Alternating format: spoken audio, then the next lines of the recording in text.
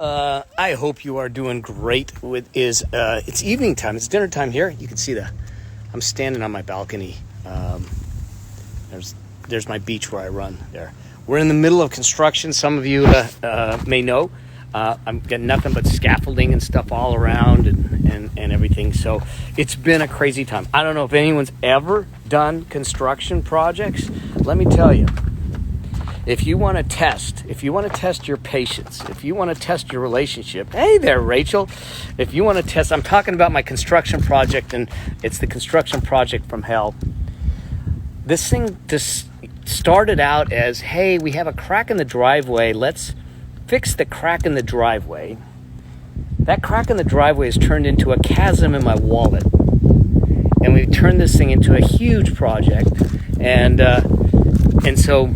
then what we find out, so yeah, it's opportunity for growth. You got it, Rachel. Yes, it's definitely an opportunity for growth. Because when you hear what happened, you'll see how much growing I'm doing.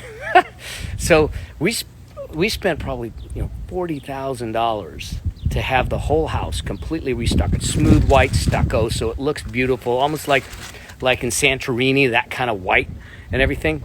And then they come in to do the windows. We're replacing all the windows in the house, which is also not a very cheap endeavor. And they're replacing them with black frame windows.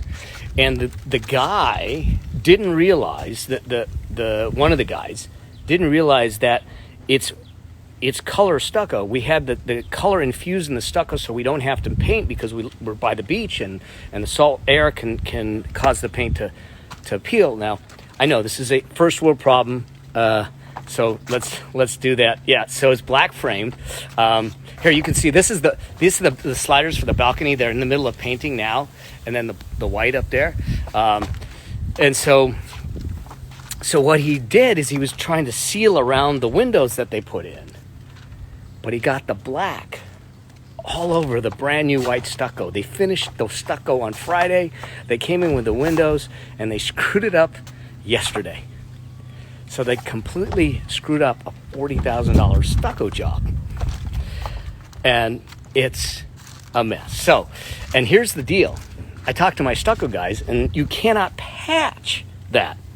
So the only way to do it is, because it's smooth coat, you got to stucco the whole wall as one. You can't just do a section. So you can't clean it, you can't patch it.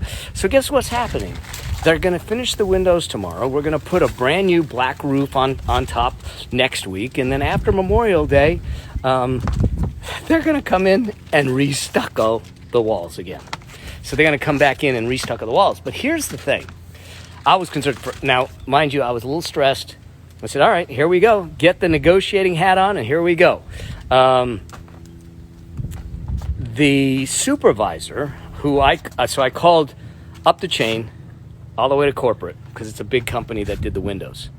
And the supervisor, the installation supervisor, calls me up and he says, don't worry, we'll make sure that you're taken care of and this and that. And he shows up.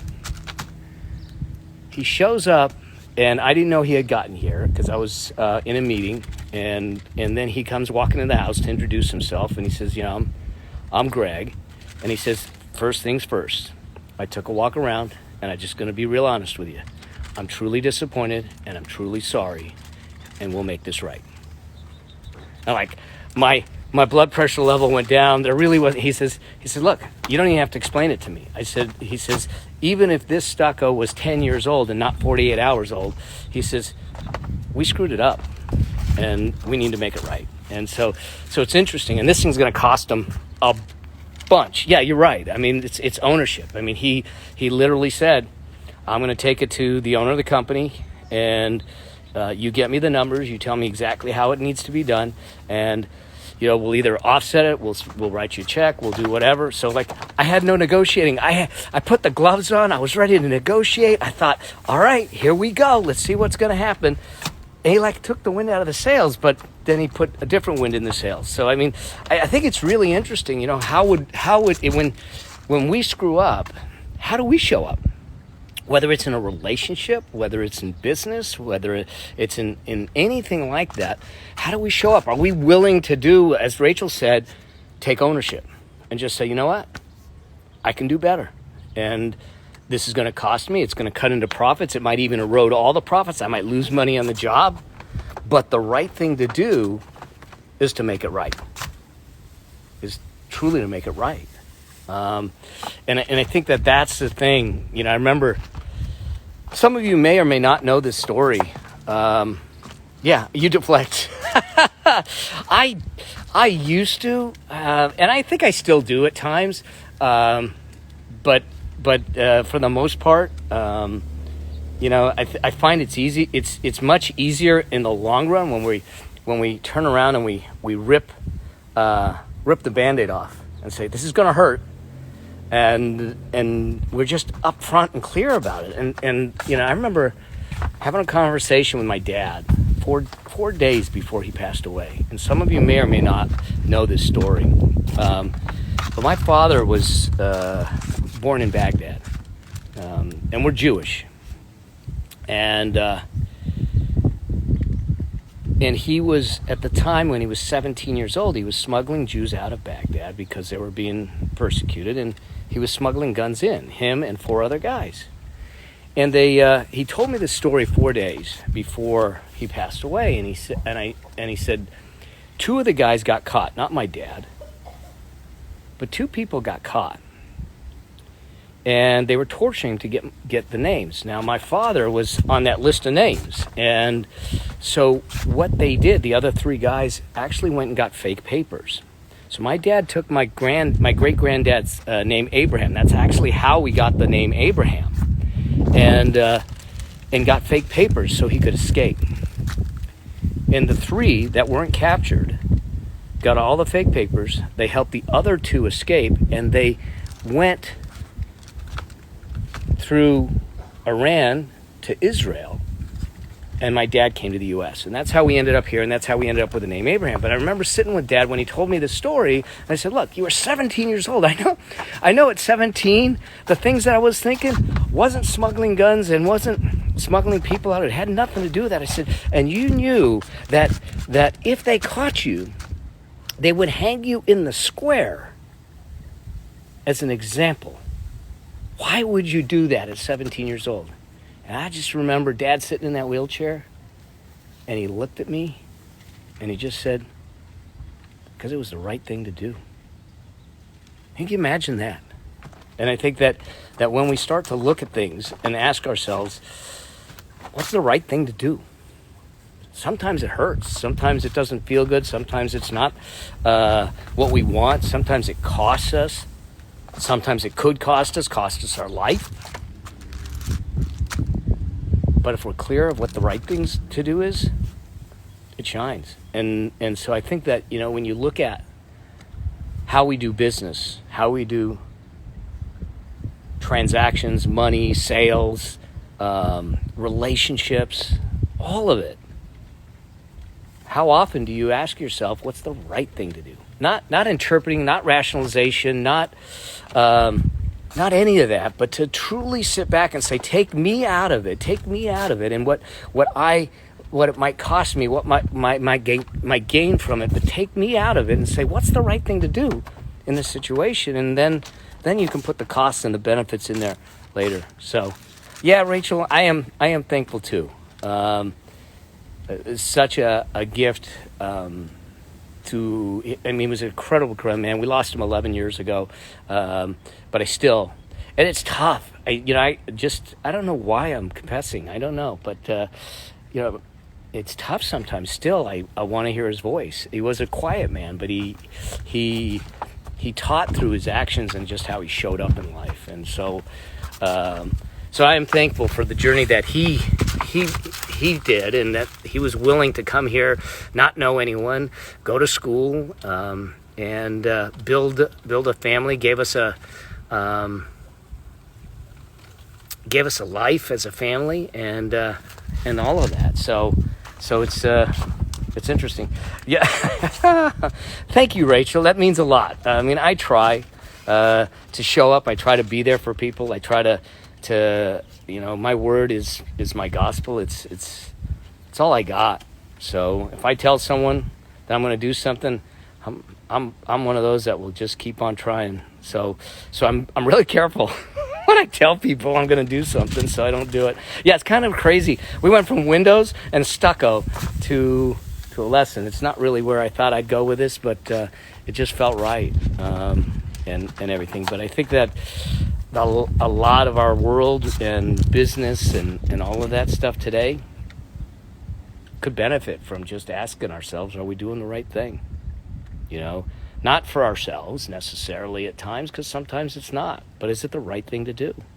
You know, and then we show up and take ownership of the bad, the good, give gratitude for all the good and the things that happen. I mean, I look at my life and I look at the things that have happened in my life, and I'm actually grateful for everything, including the cancer, because the cancer woke me up in a different way. It got me to refocus on things. It pulled me, it cleared the plate for me, because I cleared everything, and now I look at it and go, where can I make the biggest dent in the universe? Where can I make the biggest difference? Where can I really do the things and say, let's put that back on the table, and the rest we don't need to.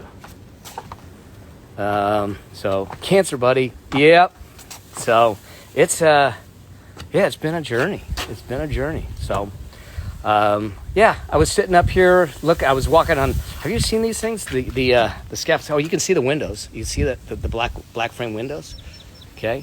And then there's my beach down there. This house down here, they've been doing all kinds of work like crazy. So, but I get up on these scaffolds. Oh my God! If anyone, I now know what it's like to walk the plank. Okay. I mean, I don't have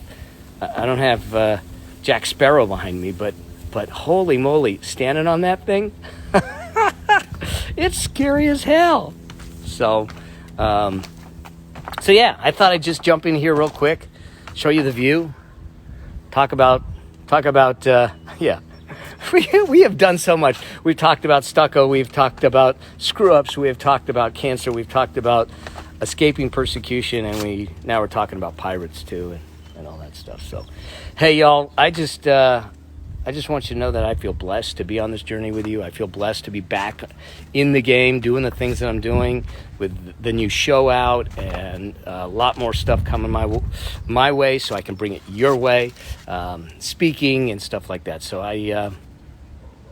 I feel blessed, and I look forward to more, and know that I'm here, and if there's anything I can do for any of you, hit me up in the DMs. You know, I want to start doing more lives. I want to bring some people on. I want to have conversations, help you out.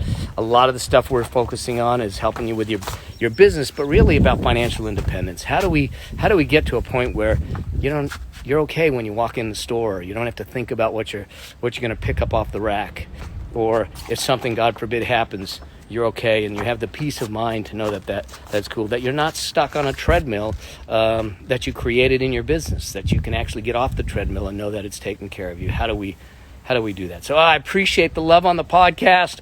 And we just got the wealth calculator. Yeah. I spent some time doing that, and then I sent it to a coder and said, I have another calculator coming your way. So it's specifically for entrepreneurs that I'm designing. So I'm having a ton of fun, because here's what I know is that the more I can help people find that financial independence line and that financial liberation, the more not only do I change them, we change the generations.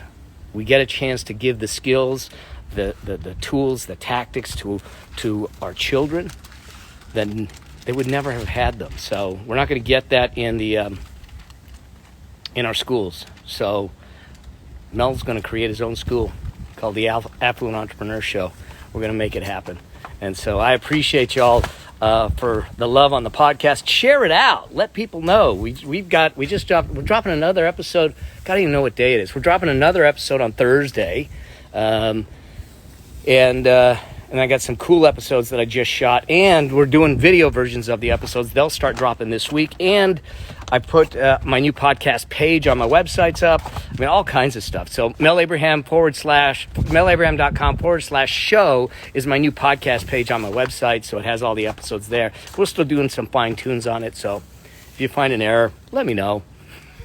So, but I hope that you guys will stay with me on this journey. reach out with questions. Come on the show with me. I want to bring some of you on and answer your questions, coach you, mentor you. And I don't know, this whole next chapter of my life is all about service, even more so than it was before, and fun, and making a difference, and making each slice of life count. Because, boy, when you stare mortality in the face, you realize that we don't know the number of days, but we know that they're numbered. And so look forward to it. So, yeah. Hey, Mem, absolutely. Look, if there's something that makes sense, we bring you on the show. We'll coach you. We'll do it. We'll do a live on Instagram or on the show, something. And if not, I'll do a whole episode on it. Like, I've got a gal who sent me a note about how to talk to her when and how to talk to her kids about money.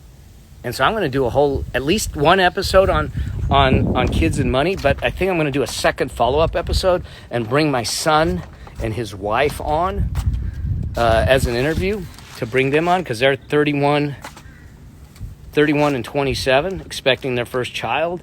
My son started his first business at 16 years old. They've got 3 homes already, and on the road to complete financial independence. And so I think it'll be really good if we can affect and impact our youth.